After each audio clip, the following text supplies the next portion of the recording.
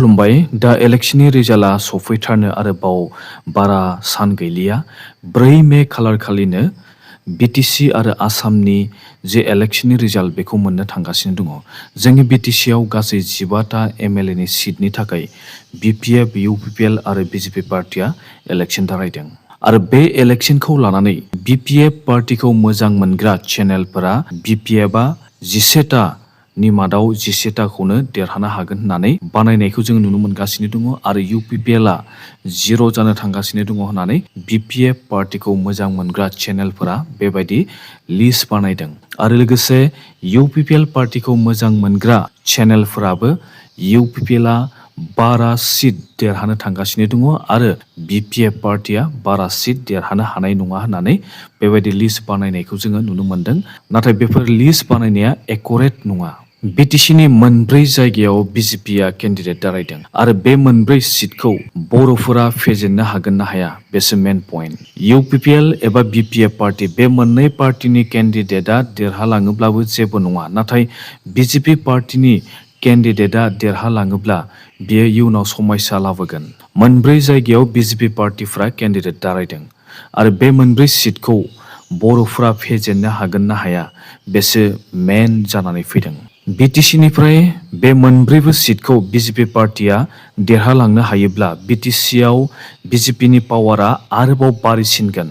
मानोना बिटिसिनि इलेक्शनाव जेराव बिजेपिआ एमसिएलए देरहानो हादोंमोन बेफोर जायगायाव बिपिएफ पार्टिया सासेबो चेयारमेन मोननो हायाखै एबा टिसिएलसिसि चेयारमेन मोननो हायाखै।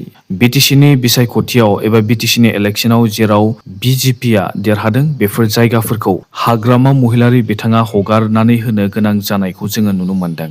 आरो बेबायदिनो बिटिसिनि 4 समस्तियाव एमएलएआ देरहालांनो हायोब्ला बे 4 समस्तिखौ हाग्रामा महिलारि बिथाङा हगारना होनो गोनां जागोन। मैया बर'फोरनि 2 आफादा बड'लेण्ड स्टेट आरो लोगोसे फरेस्ट हाखौ लानानै बाथ्रा बुंनायखौ जोङो नुनो मोनदों। बे 2 आफादफोरनि मुङा जाबाय, मोनसेया जाबाय United tribal organisation of Assam आरो गुबुन मोनसेया जाबाय अल बड' एक्स भलेन्टियार फर्स अर्गेनाइजेशन। बे 2 आफादा खौसे जानानै बर'फोरनि समस्याखौ लानानै दाबि खालामनायखौ जोङो नुनो मोनदों। बिथांमोना मोनसे बाथ्राखौ बुंदों दि झारखन्ड स्टेटनिफ्राय आसामाव थाफैनाय सावतालफोरा गावसोरखौनो आसामनि आदिबासि बुंना लायो, नाथाय आसामाव थाफैनाय सावतालफोरा आसामनि एबा नर्थ इस्टनि आदिबासि नङा होननानै बिथांमोना बुंदों। बर'फोरासो आसामनि आदिबासि होननानै ट्राइबेल अर्गेनाइजेशननि लिडारा बुंदों। आरो लोगोसे जुदि बिटिसिआव थाफैनाय सावतालफोरा फरेस्ट राइट्स डुवेलार एक्ट 2006 नि बादिब्ला सावतालफोरा सासेबो फरेस्ट हायाव थानो मोना एबा मोनथाय गैया होननानै बिथांमोना बुंदों। आरो लोगोसे बिथांमोना आसाम सरकारनि जे थांखि बेखौ मोजां मोनदों। आसाम सरकारा फरेस्ट हायाव न' लुनानै थानाय सावतालफोरखौ एबा गुबुन हारिनि मानसिफोरखौ होखारनो एबा इभिक्सन खालामनो थांखि लानायखौ ट्राइबेल अर्गेनाइजेशन आरो एक्स भलेन्टियार फर्सफोरा मोजां मोनदों। आरो लोगोसे बिथांमोना बुंनाय बायदिब्ला रनिकाटा फरेस्ट रेन्ज अफिसाव जानाय जे जाथाय बे जाथायनि गुबै जाहोना सरकारनिनो होननानै बिथांमोना बुंदों। मानोना सरकारानो आयेनखौ मोजाङै मानियाखै होननानै बिथांमोना बुंदों। आरो लोगोसे फरेस्ट राइट्स डुवेलार एक्टनि बायदिब्ला सावतालफोरा फरेस्ट हायाव थानो जेबो राइट्स गैया होननानै बिथांमोना बुंदों। मानोना बिथांमोना एबा सावतालफोरा सिगां फरेस्ट हायाव थानानै 75 बोसोर रायजो जानायनि फोरमान होनो नांग्रोगोन आरो बिथांमोननि रायजो जानाया 2005 मायथाइनि 13 डिसेम्बर खालारहालागै 75 बोसोर जानो नांगोन, अब्लासो बिथांमोना फरेस्ट हायाव थानो मोनथायखौ मोनगोन। जुदि 75 बोसोर रायजो जानायनि फोरमान होनो हायाब्ला गुबुन कास्टनि मानसिफोरा फरेस्ट हायाव थानो मोनथाय गैया होननानै बिथांमोना बुंदों। नाथाय एसटिफोरा 2005 मायथाइनि 13 डिसेम्बरनि सिगांनो फरेस्ट हायाव थादोंब्लाबो बिथांमोनखौ फरेस्ट डुवेलिं शेड्युल ट्राइब FDST नि बादियै एसटिफोरा मोनथाय दङ, माने एसटिफोरा फरेस्ट हायाव थानो मोनथाय दङ।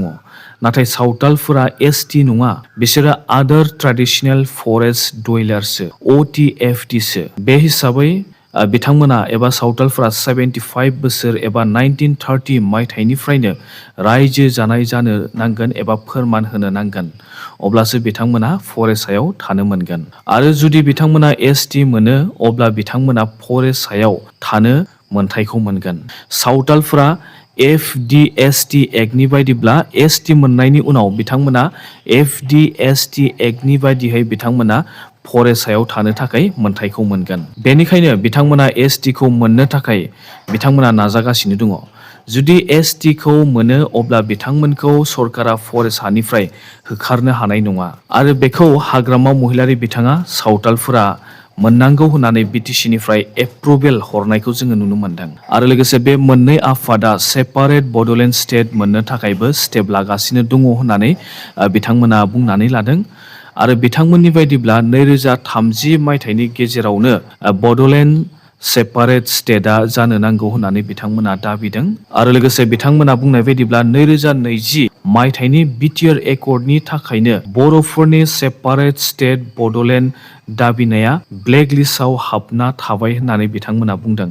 मानोना बिटिआर एकर्डआव फाइनेल एन्ड कमप्रिहेन्सिभ सल्युशन होननानै लिरनाय दङ।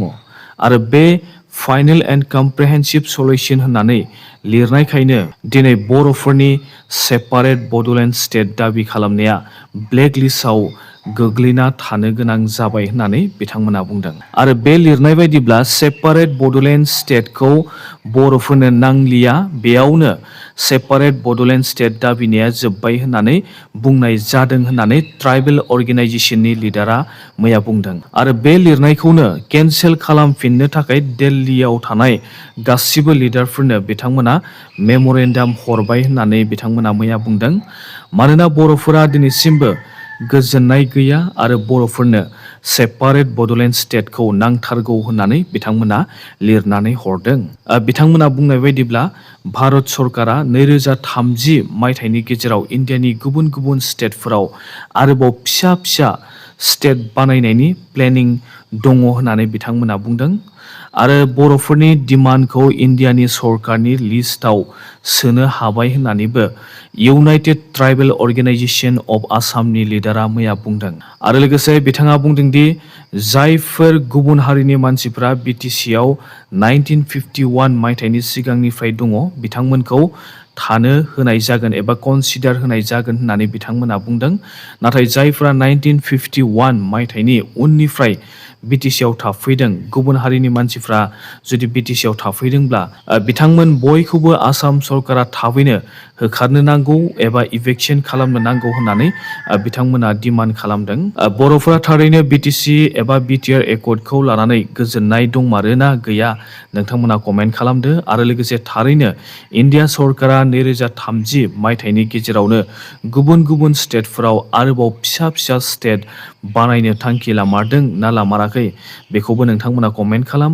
आरो जुदि लामारदोंब्ला बर'फोरा दाबिनाय सेपारेट बड'लेण्ड स्टेटआ बिटिआर एकर्डनि थाखायनो थालांनो हागौ नामा बेखौ कमेन्ट खालामदो। नोंथांमोननि कमेन्टखौ लानानै आङो मोनसे गोदान भिडिअ लाबोगोन। नोंथांमोना United tribal organisation of Assam बुंनाय बायदिसो कमेन्टखौ खालामनो नांगोन। दासिमनि रादाबा एसेनोसै। Thank you.